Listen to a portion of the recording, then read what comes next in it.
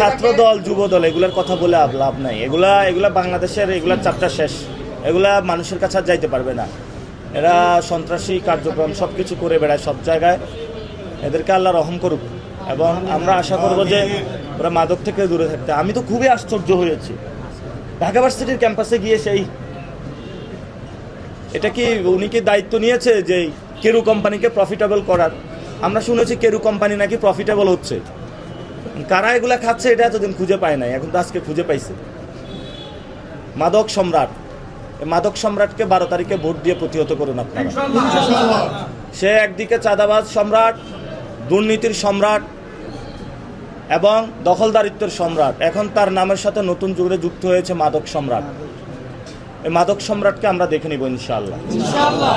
কাটে একজন মাদক সম্রাট আছে যিনি কর্মীদের হাতে মাদক তুলে দিচ্ছে। আমি আপনাদের উদ্দেশ্যে বলবো যে জনগণের হাতে, কর্মীদের হাতে মাদক তুলে দিবেন না। তাদের হাতে লিফলেট তুলে দিবেন, একটা চাকরি তুলে দিবেন। এবং গতকালকে ঢাকা বিশ্ববিদ্যালয় এরিয়াতে বিএনপির সেগুনবাগিচা ইউনিটের সেক্রেটারি উনি আসছে তাকে ছাড়াইতে। বিভিন্ন জায়গায় আমরা শুনি যেই জায়গায় সমস্যা ওই জায়গায় হলো বিএনপির লোক।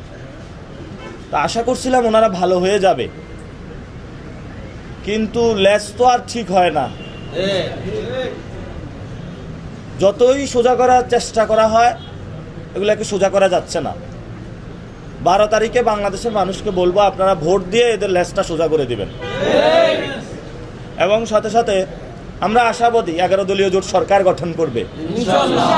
কেন আশাবাদী? কারণ আমরা সন্ত্রাসী কার্যক্রম করি না, আমরা চাঁদাবাজি করি না, আমরা দুর্নীতি করি না, আমরা দখলদারিত্ব চালাই না, আমরা মানুষের উপরে, নারীদের উপরে নির্যাতন করি না, আমরা কারো এক্স টুইটার অ্যাকাউন্ট হ্যাক করি না, আমরা প্রোপাগান্ডার সাথে নাই।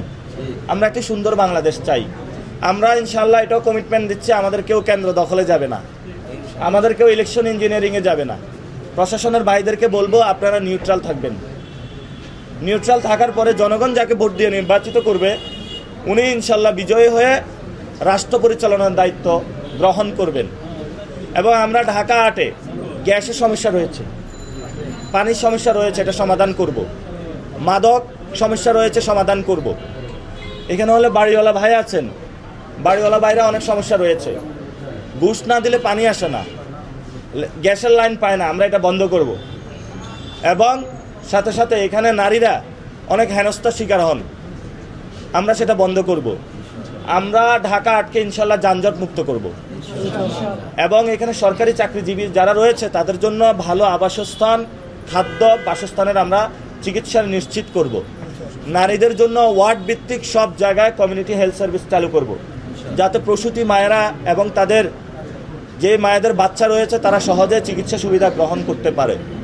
আমরা আলেম ওলামার যারা ইমাম খতিব রয়েছেন তাদের সর্বোচ্চ বেতনের ব্যবস্থা করব, যাতে ওনারা নিরাপদে সবাইকে নিয়ে থাকতে পারে। আর যারা দলীয় গুন্ডা সন্ত্রাস রয়েছেন আপনারা আসুন, সব কিছু ছেড়ে সুন্দরবনে যেরকম ডাকাতরা অস্ত্র জমা দিয়েছে প্রশাসনের কাছে, আপনারা আপনাদের এই চাঁদাবাজি, সন্ত্রাসী, দুর্নীতি এগুলা ছেড়ে প্রশাসনের কাছে আপনারা সুপর্দ করুন নিজেদেরকে। ইনশাল্লাহ আমরা নতুন বাংলাদেশ গঠন করব।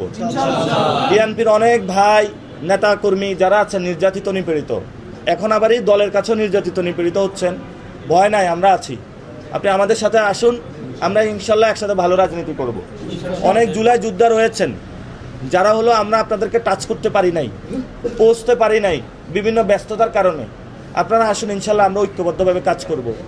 মতিঝিলে বিভিন্ন জায়গায় ঢাকা 8 আসনে ময়লার বাগার রাস্তার মধ্যে ফেলে রাখা হয়েছে, আমরা এগুলা নিজ হাতে পরিষ্কার করব এবং ঢাকা 8কে সুন্দর একটা নগরী বানাবো, যাতে সবাই আমরা নিরাপদে চলাফেরা করতে পারি।